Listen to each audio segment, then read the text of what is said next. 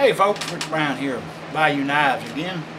Just wanted to make another little video here and offer a few more of the beginner tips that I started in my last video, and maybe some little money saving tips and things that'll help people out. When you're first starting out, try to save your money, utilize the resources that you have. Look around for scrap metal, old circular saw blades, old sawmill blades, any kind of good steel that you can use to make a knife and cut it out of. When I made the first knife I ever made, back in 1985, I made this knife right here, and it was out of a circular saw blade. Well, back then we didn't have a lot of information on knife making. A few books and things you could get down at the library, maybe talk to somebody that knew some things about it. But we didn't have the internet, didn't have YouTube, didn't have all the information at our fingertips we do these days. So I knew that if I heated it up, I was going to lose the temper. So I cut this knife out of a circular saw blade with a cold chisel and a hammer on an anvil. Now believe me, it took a while and it was a job, and I would never do it again. That's why I only made one. But I made this knife using that cold chisel and that hammer to cut it out with. A bench grinder with a fine and a coarse stone and a bucket of water to keep it from getting hot. I used the brass come from the emergency panic bars of the old Crowville High School when they was tearing it down. I went over there and got the bars from the old school that I went to school with. I cut the brass out of it. The maple wood came from the gymnasium floor at the old school. And I said I made this out of a circular saw blade. I didn't either. I made a mistake. I cut this out of a big old sawmill blade from the sawmill over at Willow Bay, Tallulah. And a chunk of it was given to me by J.W. Holloway, and I cut it out with a cold chisel. So I utilized what I had. And that's another thing that I'm trying to get at, is utilize the tools that you have. I cut this, I ground it, and I used nothing but files and sandpaper in that bench grinder, and made this little knife. And it's not really great finished. Finally I put a patina on it with some vinegar not too long ago, because it still had a lot of rough grinding and sanding marks in it. But I've hunted with this knife since 1985. Still just made a sheath for it here just a few months ago. I made a new sheath for it. But this has been my knife ever since then. It's not beautiful, but it's my knife. It's the first knife I ever made. And I made it with what I had. That's what I'm getting at. You buy pins. If you go to the knife supply companies and you order 12 inches of brass pin, it costs you $2 or $3, $4 plus the shipping to get it. And you can go down to your local hardware store or your local welding supply and pick up a 3-foot brass brazing rod for $1.69 is what I pay for 3 inches. And I just take a pair of pliers and just break the flux off of it like that, and then just scrape the flux off.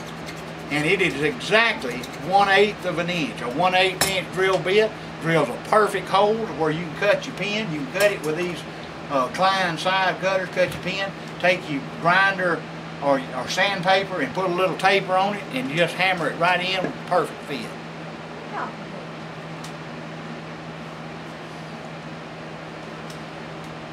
Got interrupted. My sister came along. She just wondered what I was doing, thought I was going crazy talking to myself. Okay, so there's one other tip. Lanyard tubes. All you got to do, if you can find you some old brass gun cleaning rods, that's what I use. I collect up all of them I can find. Used to, brass rods was the #1 thing for making gun cleaning rods, especially shotgun cleaning rods. Get you some of them, cut them up. A 1/4 inch bit makes a perfect hole for it. Drives in perfectly. Then you can just countersink it a little bit, polish it off, and you got a lanyard tube. Another way to save. Recycle material that you have. Anytime you see some brass or copper laying around a scrap yard or a plumber or something, pick it up, get it, save it. You can make guards out of it. You can make various things. I throw away no steel. When I got these steel, I may use them maybe just to make a spear point or just anything. I just save it. This little piece right here. Let's see if I can find it. I got a little piece that was left over right here.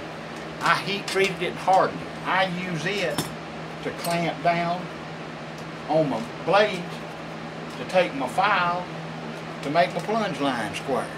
Save that little piece of steel. Reuse it, recycle.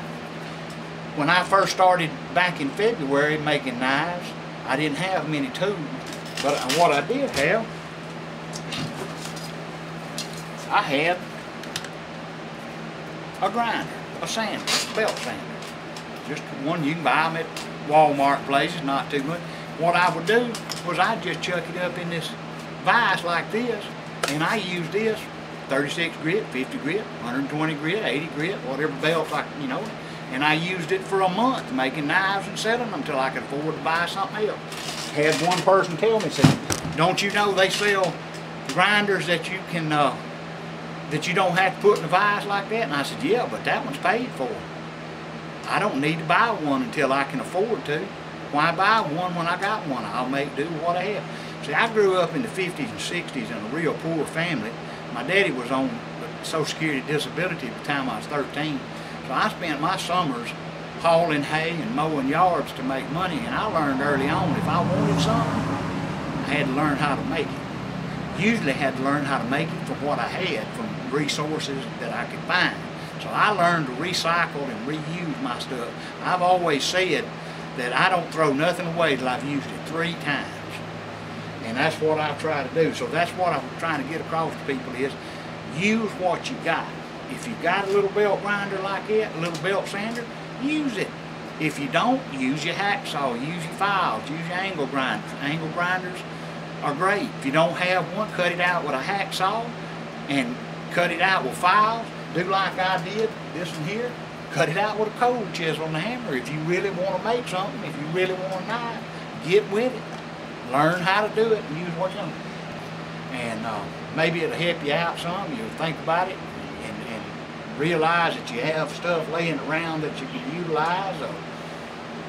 Sawmill blades, circular saw blades, some farm equipment maybe, some thin disc blades and stuff that you might can find that's good metal that you can cut out.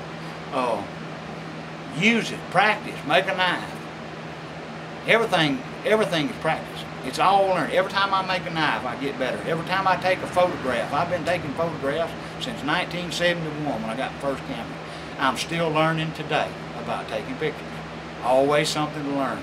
You'll never learn it all. You'll never know it all. So just keep practicing and keep learning. And enjoy yourself and have fun in whatever you do.